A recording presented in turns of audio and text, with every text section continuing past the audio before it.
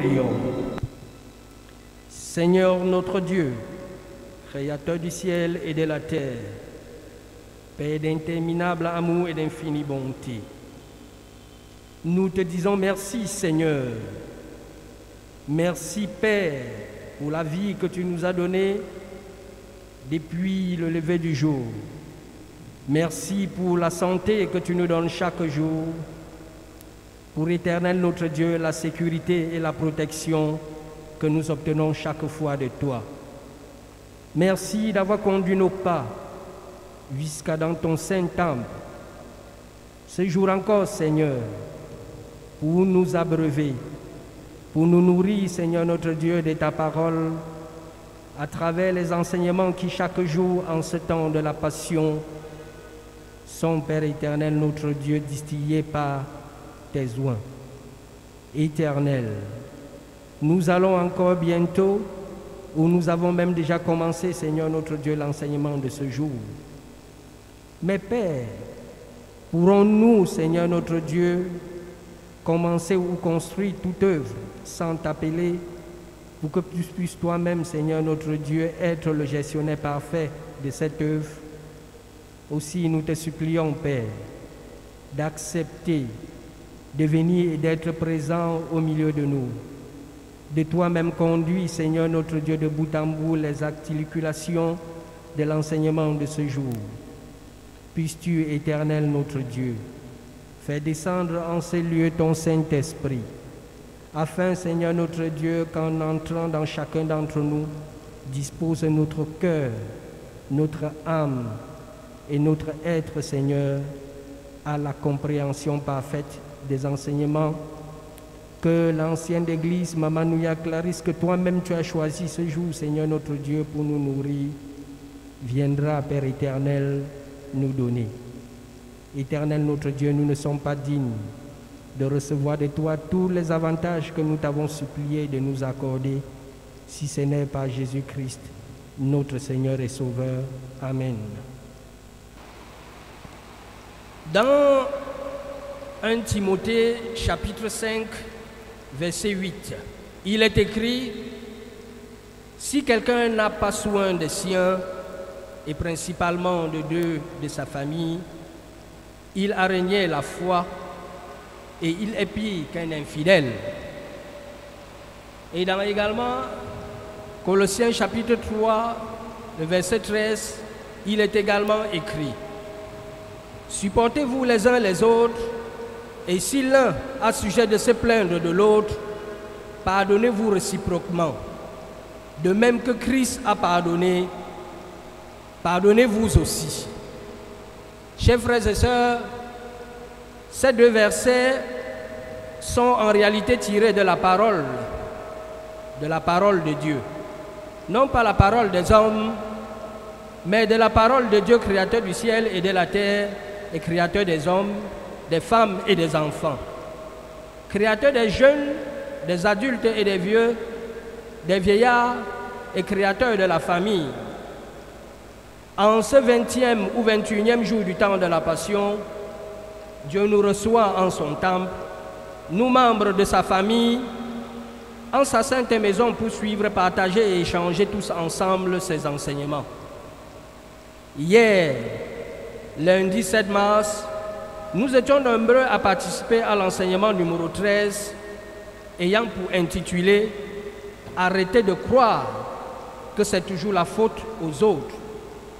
Cet enseignement, hier, avait été présenté par le révérend docteur Noukwa Jean Roland, celui que nous appelons très affectueusement souvent le général, avec les modérateurs Maman Sylviane Ndjomu, diaconesse, et Papa Ngonga Ebenezer, ancien d'église. Pour illustrer ce 13e thème, le révérend docteur Noukwa Jean Roland a retenu hier 3 textes. Celui de Jean chapitre 8, les versets 1 à 11, Genèse chapitre 3, les versets 8 à 13, et Matthieu chapitre 7, les versets 3 et 5. Bien entendu, celui de Luc également chapitre 6, les versets 41 et 42. De cet enseignement, nous avons surtout retenu que depuis la nuit des temps et en plusieurs circonstances, les hommes et les hommes fuyant leurs responsabilités en famille, au travail, à l'église, dans les rues ou partout ailleurs, ont très souvent rejeté la faute sur les autres. Nous avons également retenu que nous ne devons pas confondre accusation et interpellation, parce que l'accusation amène généralement l'autre, c'est-à-dire l'accusé, à se braquer, à durcir son cœur et à se fermer à la communication, alors que l'interpellation fait appel à l'exhortation et surtout dispose l'autre à l'ouverture, à la compréhension et à la transformation personnelle. Il a également été retenu qu'avant de pointer un doigt accusateur vers les autres, nous devons toujours et d'abord nous évaluer, nous interroger et mettre devant notre face notre part de tort, de responsabilité ou de faute. Que les accusations régulièrement portées sur les autres cachent très souvent nos faiblesses inavouées et une hypocrisie que nous devions nous-mêmes soigner ou éradiquer.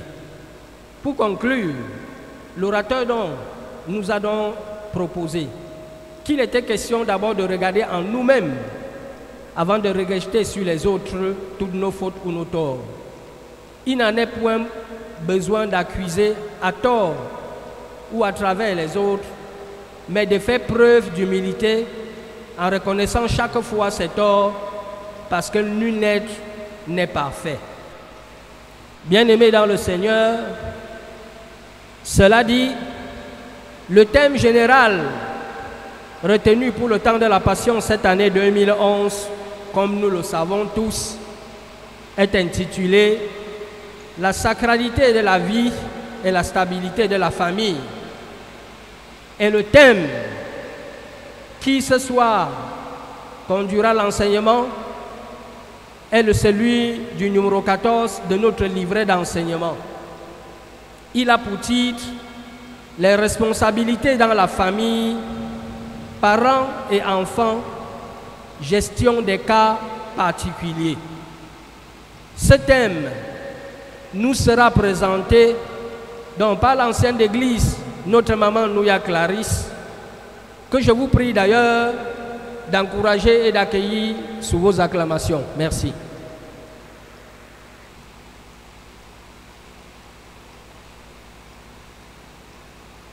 Bien-aimés dans le Seigneur, bonsoir. Bien-aimés dans le Seigneur, je vous salue. Voilà. Nous allons commencer par rendre grâce à Dieu qui a bien voulu jeter son dévolu sur nous pour l'enseignement de ce soir. Nous allons également dire merci au collège pastoral qui a approuvé le choix de Dieu. Nous allons vous demander maintenant, s'il vous plaît, de vous lever pour que nous élevions nos cœurs vers le Seigneur avant de commencer l'enseignement. Nous prions Dieu. Excellent Dieu, notre Père et notre Maître. Nous te disons merci parce que c'est toi qui étais avec nous pendant toute cette journée. De ce que c'est toi qui nous as précédés dans toutes nos activités. Et de ce que ce soir, il t'a plu au roi de gloire de nous donner, de répondre présent à ce rendez-vous dans ce sanctuaire où tu nous as précédés pour le sanctifier, le purifier avant de nous y accueillir. Nous te disons même merci pour le nombre que nous sommes déjà. Et que Seigneur, tu vas donner à nos autres frères et sœurs de braver les conditions climatiques pour être là. Seigneur des seigneurs, roi des rois, nous te supplions de nous donner, de diminuer en ce moment, afin que tu croisses pour nous parler, que tu fasses taire en nous toute autre voix que la tienne, et que Seigneur des seigneurs, que ce soit toi qui parle ce soir à travers ta pauvre servante que je suis, instrument inutile entre tes mains. Dieu d'amour, Dieu de bonté, merci parce que tu es là au milieu de nous et que c'est toi qui vas nous enseigner ce soir. Merci de disposer l'auditoire à être attentif à ce qui sera dit et que, Roi de gloire, au sortir de cet enseignement, chacun de nous, parents, enfants, que nous prenions nos responsabilités en main et que nos familles demeurent unies. C'est par le précieux et mérite nom de Jésus que nous t'avons ainsi prié. Amen. Asseyons-nous, bien-aimés.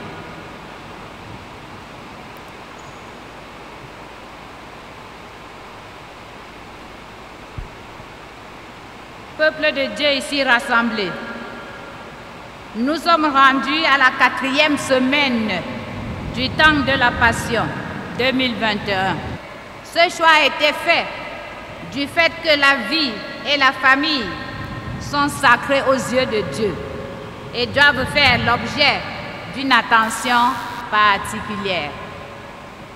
À ce thème général, se sont greffés plusieurs sous-thèmes, parmi lesquels celui de ce jour, à savoir les responsabilités dans la famille, parents, enfants, gestion des cas difficiles. Notre travail va s'articuler sur 4 points principaux. 1. La terminologie des concepts. 2. Les responsabilités des parents. 3. Les responsabilités des enfants. 4. La gestion des cas difficiles. 1. Terminologie des concepts. Responsabilité. Ce terme revêt plusieurs significations. La responsabilité peut être définie comme l'obligation qu'a une personne de répondre de ses actes, de les assumer, d'en supporter les conséquences du fait de sa charge, de sa position, etc. C'est aussi la charge elle-même, la mission conférée à quelqu'un par une autorité devant laquelle il doit répondre de ses actes. On parle également d'obligation ou de nécessité morale de répondre, de se porter garant de ses actes ou de celles des autres. Il y a plusieurs types de responsabilités, à savoir la responsabilité pénale et la responsabilité civile. Dans le cadre de notre exposé, nous allons nous appesantir sur les responsabilités parentales. Famille est désigne l'ensemble de personnes vivant sous le même toit. Et c'est ainsi que nous avons plusieurs types de familles. Les familles monoparentales, les familles nucléaires, les familles recomposées, les familles traditionnelles, les familles d'accueil, les familles élargies, les familles traditionnelles, les familles élargies comme je l'ai dit, et les familles chrétiennes. Parents, ça c'est le 3e mot, c'est le père et la mère.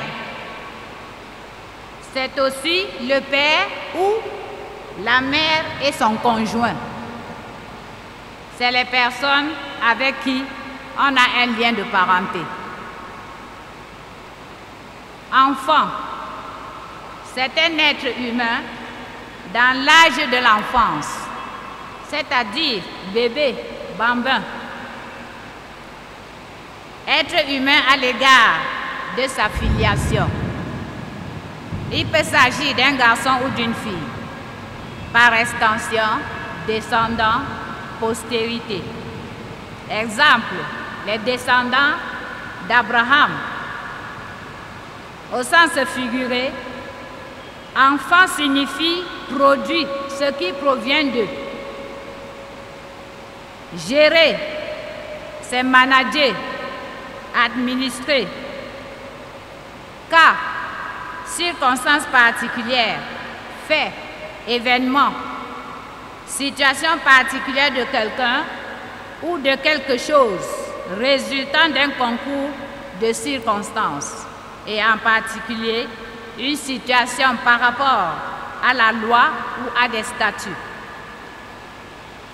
C'est également la manifestation d'une maladie spécifiée chez un individu déterminé.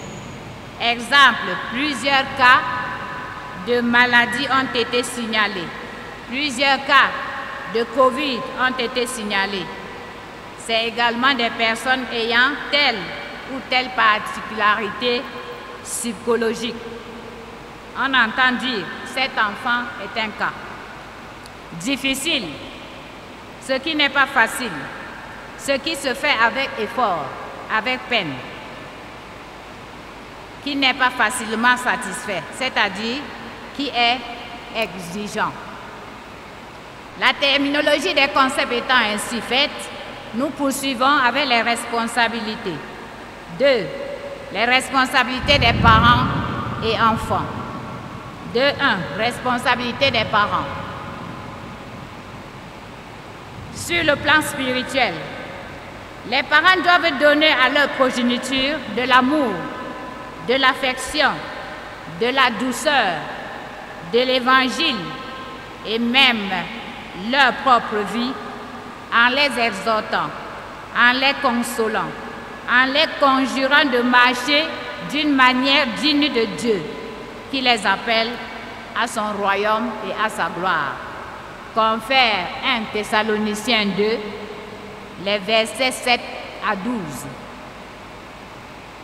Les parents ne doivent pas irriter leurs enfants, c'est-à-dire faire fâcher leurs enfants, mais les élever en les corrigeant et en les instruisant selon le Seigneur, afin que devenus grands, qu'ils ne s'en détournent pas. Confère Proverbe 22, verset 6 et Éphésiens 6, verset 4. Les parents expérimentés doivent apprendre aux jeunes gens à aimer leurs enfants, c'est-à-dire les grands-parents doivent apprendre aux enfants, à leurs enfants qui sont parents, à aimer leurs petits-enfants, à aimer leurs enfants à eux. De peur de décourager les enfants, les parents doivent faire des efforts pour ne pas les irriter. Confère Colossiens 3, verset 21. Les parents doivent également remonter l'insuffisance de l'éducation chrétienne dans nos familles, car nous avons tendance à tout abandonner aux frères et sœurs de l'école du dimanche, alors qu'il nous incombe d'habituer tous nos tout-petits à la lecture journalière de la parole. Les parents doivent apprendre aux enfants à aimer le Seigneur, à faire naître d'abord, développer ensuite dans leur cœur cette joie de lui appartenir et de vivre avec lui. Ils doivent leur apprendre à aimer le Seigneur en étant pour eux des exemples vivants. Ils doivent leur parler de Jésus. Ils doivent leur montrer par leur vie à eux, leur vie de chaque jour, que cela a du prix aux yeux de Dieu, c'est-à-dire Jésus. Nous devons montrer à nos enfants que le bonheur, nous le trouvons en Jésus-Christ et non ailleurs. Les parents, enfin, sur le plan spirituel, doivent rendre attrayante la lecture de la parole en famille, les intéresser à ce qu'ils lisent, les laisser poser des questions. Nous apprenons cela de la grand-mère Loïs et de la mère Eunice de Timothée, fils de Paul dans le Seigneur, qui l'ont instruit dès son enfance dans les Saintes Écritures. Confère 2 Timothée 3, les versets 14 à 15. Il en est de même pour Marc dont l'Esprit de Dieu a utilisé pour retracer la vie du parfait serviteur qu'était le Seigneur Jésus. Ceci dû aux pieux enseignements de sa mère. Bien-aimés dans le Seigneur, qu'en est-il sur le plan éducation?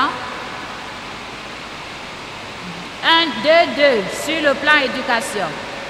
Les parents et les familles élargies ont l'impact le plus direct et le plus durable sur l'apprentissage des enfants et jouent un rôle clé dans le soutien de leur éducation. Leur attitude vis-à-vis de l'éducation peut à la fois inspirer les enfants et les responsabiliser au cours de leur propre parcours éducatif. Donc, que les enfants soient à notre charge sur le plan éducatif, ce que nous faisons comme effort pour leur réussite ou ce que nous ne faisons pas peut jouer soit positivement, soit négativement sur ces derniers. Les parents ont la responsabilité de protéger leur famille, de prendre soin des enfants non scolarisés et, en même temps, de poursuivre leurs responsabilités professionnelles. Ils doivent s'occuper de leur santé, de leur éducation et de leur bien-être émotionnel. Il incombe aux parents d'élever et d'éduquer leurs enfants et de les préparer pour la vie adulte.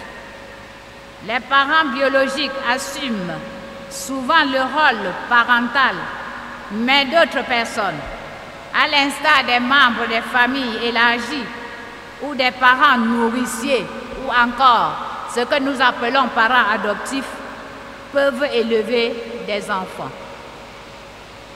Les parents ont un devoir de protection et d'entretien de leurs enfants. Ils doivent veiller sur leur sécurité et contribuer à leur entretien matériel et moral, c'est-à-dire les nourrir à proportion de leurs ressources et des besoins des enfants. Confère article 371, alinéa 2 du Code civil.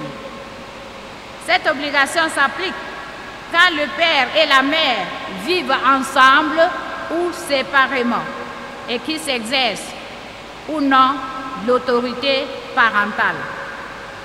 Les parents doivent héberger leurs enfants. Ils doivent prendre des décisions médicales concernant leurs enfants. Ils doivent surveiller leurs relations et même leurs déplacements. Pour résumer, bien aimés, les responsabilités des parents que nous sommes, nous dirons que les parents ont des valeurs essentielles à transmettre aux enfants, c'est-à-dire la connaissance de soi, l'estime de soi, l'affirmation de soi, le sens de l'effort et de la résilience, c'est-à-dire de la résistance, le sens de la témérité face aux difficultés, l'indulgence envers soi-même et les autres, voir la vie du bon côté et avoir du plaisir. Voilà, bien-aimés, pour les responsabilités des parents, tant sur le plan spirituel que sur le plan éducatif. Venons-en maintenant aux responsabilités des enfants. 3. Responsabilités des enfants. L'obéissance et la soumission sont une grande valeur. C'est ainsi qu'il ressort de Colossiens 3, verset 20, je cite, « Enfants, obéissez en toutes choses à vos parents. Cela est agréable dans le Seigneur. » Oui, bien-aimés, peuple de Dieu ici rassemblé. Pour régir le cœur de Dieu, les enfants sont appelés à obéir en toutes choses à leurs parents. Je dis bien en toutes choses. Donc, il n'y a pas de demi-mesure à ce niveau. En toutes choses, les enfants doivent obéir à leurs parents. Ceci en réponse aux ordonnances de Dieu que vous, enfants, êtes appelés à obéir aux parents, et ceci en toutes choses. N'allez donc pas choisir en quoi vous devez leur obéir. Dans 1 Pierre 5, verset 5, Pierre exhorte les jeunes gens à se soumettre aux anciens que sont les parents en se revêtant de l'humilité. Car Dieu résiste aux orgueilleux, mais fait grâce aux humbles. Paul nous dit dans Éphésiens 6:1 que les enfants doivent obéir aux parents, car cela est juste. Les enfants doivent apprendre la piété envers leur propre famille, à rendre à leurs propres parents ce qu'ils ont reçu d'eux. Qu'est-ce que les enfants ont reçu de leurs parents? C'est l'amour, c'est le respect, c'est le pardon, c'est la joie, c'est la paix du cœur. Donc, en retour, ces enfants-là doivent rendre aux parents ce qu'ils ont reçu d'eux. Car cela est agréable à Dieu. Ces responsabilités, bien-aimées, ne s'assument pas toujours aisément, d'où la gestion des cas difficiles, tant chez les parents que chez les enfants. 4. La gestion des cas difficiles. 4.1. Cas des parents difficiles. Qui sont-ils les parents difficiles? C'est les dictateurs, c'est-à-dire ceux-là qui dictent tout aux enfants. C'est ceux-là qui ont des comportements difficiles. Leur comportement impacte soit positivement, soit négativement la vie des enfants. Prenons le cas d'un parent qui passe son temps à boire l'alcool, à fumer du chanvre. Qu'attendrons-nous, bien-aimés, des enfants d'un pareil parent? Les enfants chercheront à faire exactement ce que fait son parent. Ceux-là qui refusent d'écouter les enfants en leur imposant leurs propres idées et même leurs propres pensées, comme si les enfants étaient des ordinateurs où ils introduisent les données afin que le travail soit exécuté purement et simplement. Ceux dépendant des stupéfiants, ceux démissionnant de leurs responsabilités, les intrusifs, c'est-à-dire ceux-là qui se mêlent de tout ce qui concerne leurs enfants, avec pour conséquence l'irrespect des limites implicites que les membres se sont fixées pour des relations saines. Absence de mots d'amour, violence verbale, la malveillance, les complexés.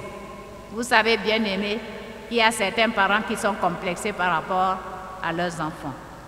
Et que sais-je encore? Il est possible de les gérer. Comment?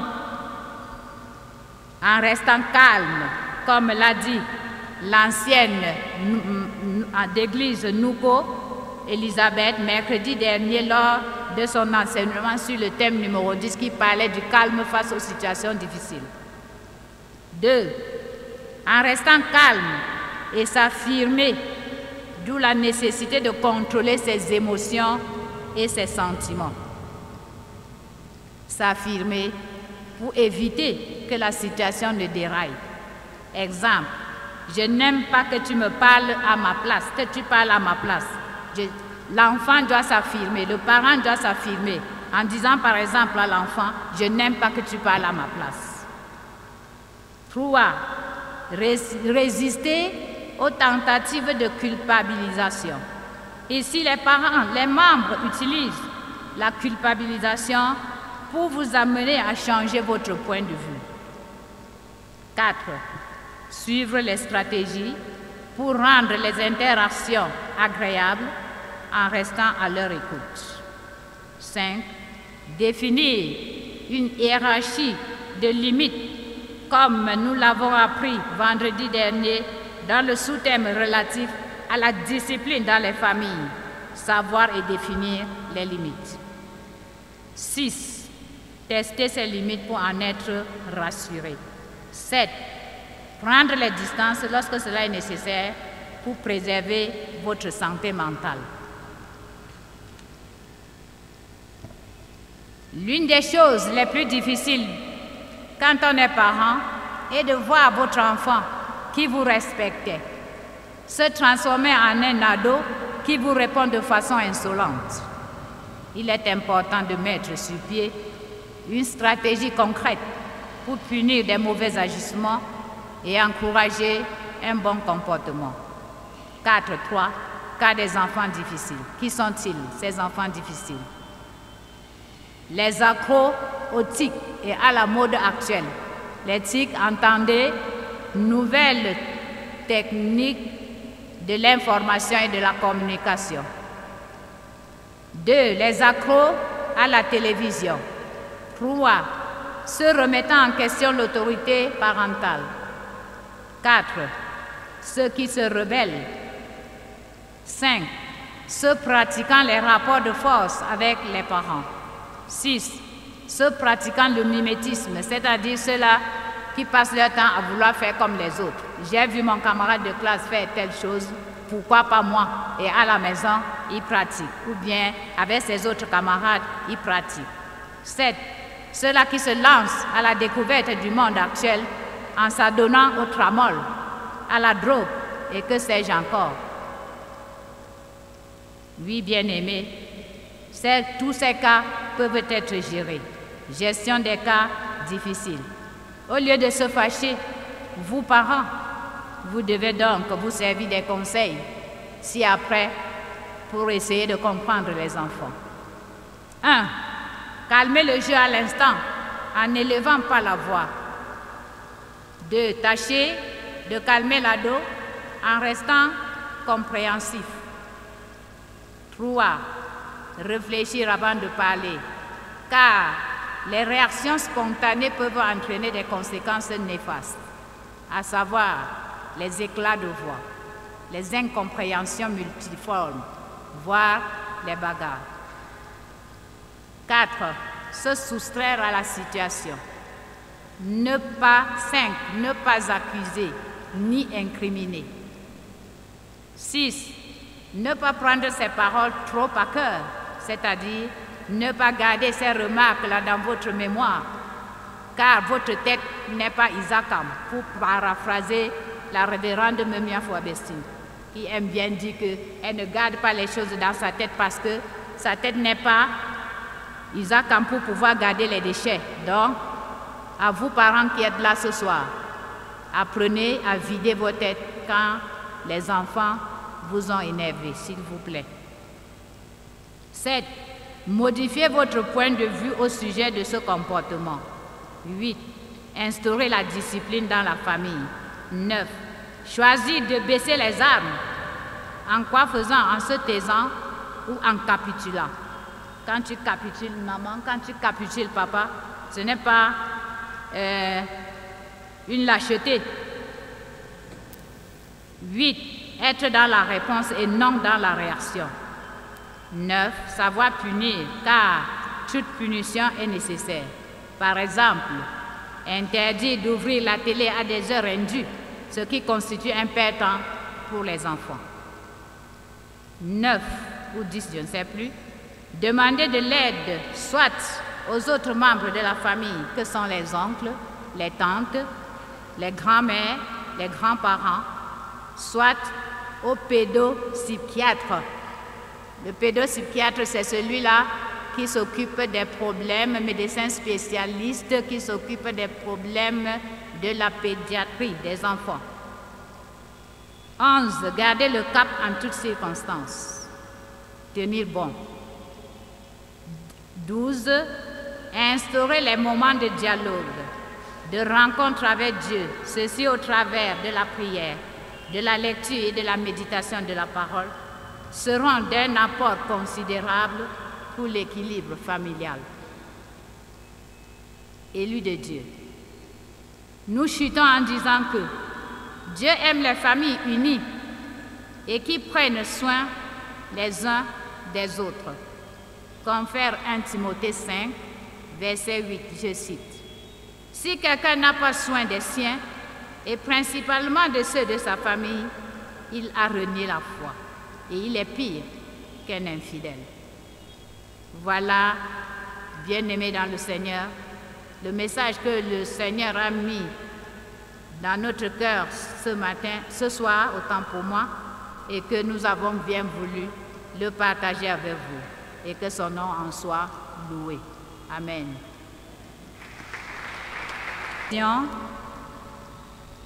Auquel nous allons essayer d'apporter réponses, sans toutefois oublier que si dans la salle, il y en a qui peuvent intervenir par rapport aux questions ou qui peuvent faire des ajouts par rapport aux réponses qui seront données, la parole leur sera donnée également. La première question. Les enfants doivent obéir en toutes choses aux parents. Est-ce même possible si les parents sont irresponsables ou obligent les enfants à suivre des choses immorales, inceste, viol, crime? Oui, bien-aimés, il est vrai, pendant l'exposé, nous avons dit que les enfants doivent obéir aux parents en toutes choses. Quand nous disons en toutes choses ici, c'est les choses positives, parce que nous avons dit que nous sommes sur le plan spirituel. Donc les parents, les enfants doivent obéir aux parents quand ceux-ci sont responsables. Même quand ils ne sont pas responsables, ils peuvent leur obéir, mais en cherchant cette fois-là à les ramener sur le bon chemin, à ramener les parents sur le droit chemin. Parce que la parole de Dieu nous dit par ailleurs que les enfants sont la béquille des parents. Donc ce n'est pas parce que tu es enfant que tu penses que le parent a tout pris ou les parents a tout pris. Ces parents qui sont irresponsables doivent t'induire en erreur en t'amenant à pécher. Non. Donc, les parents, les enfants doivent obéir aux parents, certes, mais en demandant au Saint-Esprit de leur donner. Je disais tantôt que pour les parents irresponsables, ils ne doivent pas induire les enfants en erreur. Ce n'est pas parce que c'est ton père ou ta mère parce qu'il t'a demandé d'aller commettre l'inceste avec ton frère, que tu dois lui obéir bêtement.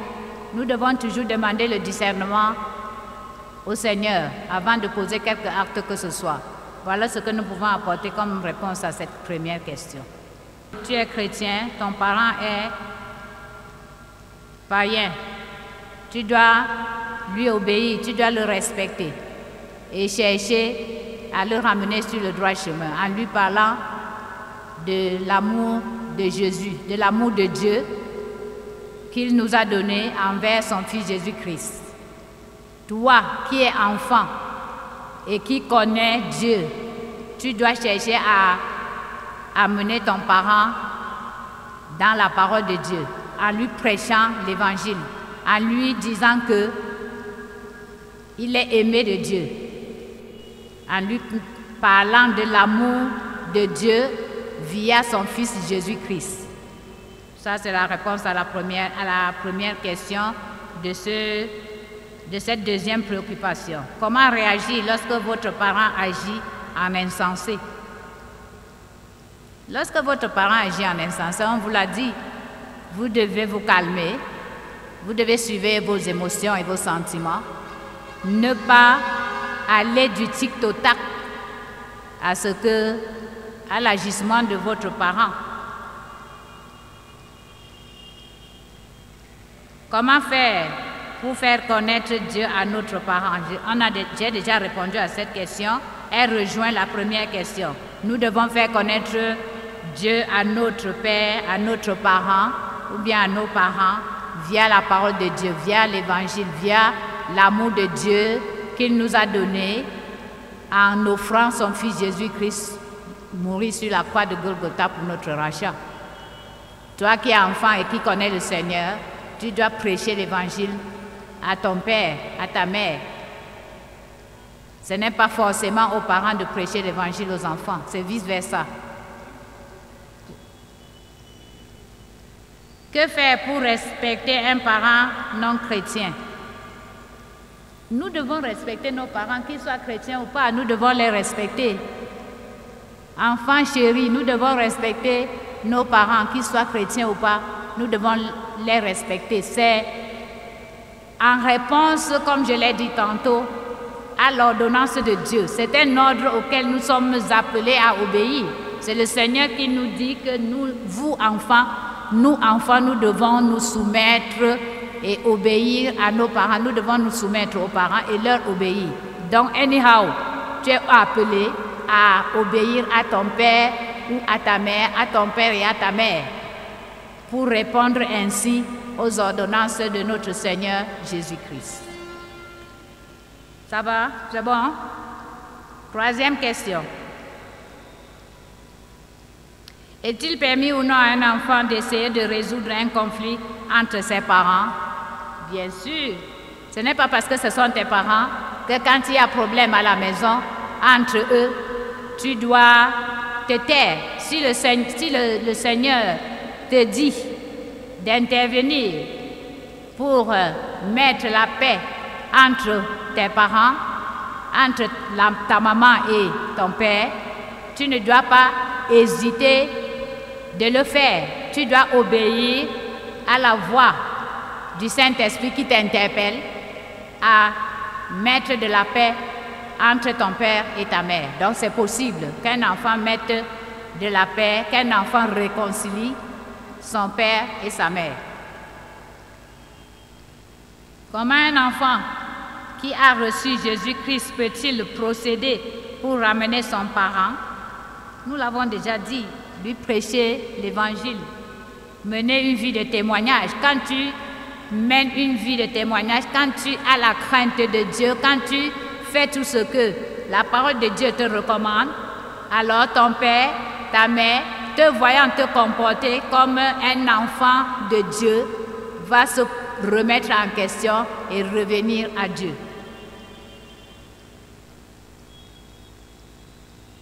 Donc, pour un parent qui est alcoolique, pour un parent qui est adepte des marabouts, l'enfant doit leur prêcher la bonne nouvelle du salut. L'enfant doit, par son comportement, les convaincre en les ramenant à Dieu et non pas les laisser continuer avec les marabouts. 4. Si l'enfant durcit d'entendre le père et les conseils et de respecter ce qu'il lui dit, que doit-on faire? Toi, papa, toi, maman, tu ne dois pas démissionner de tes responsabilités.